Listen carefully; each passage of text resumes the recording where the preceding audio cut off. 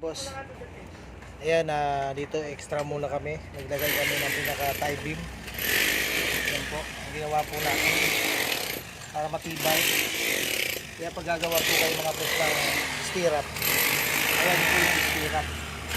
Kung ang poste nyo malaki, dapat magpalit ng konti yung stirrup. Ayan, kapasok sa loob yung stirrup ng beam. Ayan o.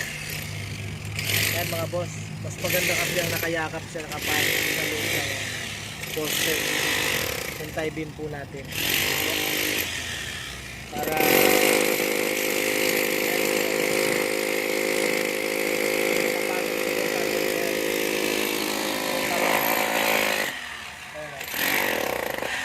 kasi may labo, ayan, nag-jackhammer siya ng ano, dadaanan ng tie beam. Ano po, pasensya na mga dati kong kasama, yung mga si partner, hindi ko sila makuha dahil sa extra na lang ako dito. Ayan,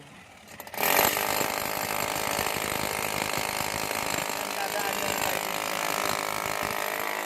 punta naman dito.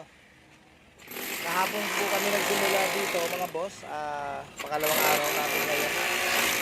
4 na poste na lang ginagdag namin. Ayan, isa, dalawa, tapos ito, 3, 4 ito. Kasi may dati ng poste doon sa dulo, baka doon sa dulo. Kaya ito na lang ang inaayos namin.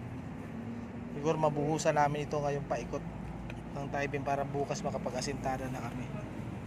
Kaya kapag gumagawa tayo ng mga boss, ng sa iba na mga kagaya kong gumagawa, hindi naman perfecto ang trabaho natin, pero kung naman perfect sa atin, so siguraduhin nating maayos, ano po. Ayan, ayan, napansin nyo yung dating poste, inanay, mga anay kasi dito kita ba nyo ba? Ayan, mga anay, pero naka na yan sa semento. Ha? Ayan. Wala yung basura. Tapon mo pa yung iba dyan. Patapon mo pa yung iba.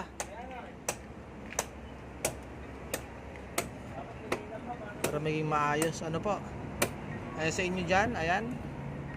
Dahil wala pa kami gawa. Pa extra lang kami. Baka gusto nyo magpagawa sa amin. Ayan si Boy Labo. Ayan si Boy Taba. Ba! Shout out. Ayan. Gusto nyo ng balot? Manood kayo ng vlog ni Jerry. Ayan. Maraming ginagawang magaganda yan. Yan. Pag gusto nyo ng balot, tawagin si... Nakita nyo, nakabalot, nakamotor. Yun. Ano yun? Siya na yun. Kakakain ng balot, hindi lumaki. Lumit. Ayan mga boss. Ayan ang mga tropa natin dito, mga boss natin yan dito. Ano po mga boss. Sige po. At ayusin muna namin ito mga boss.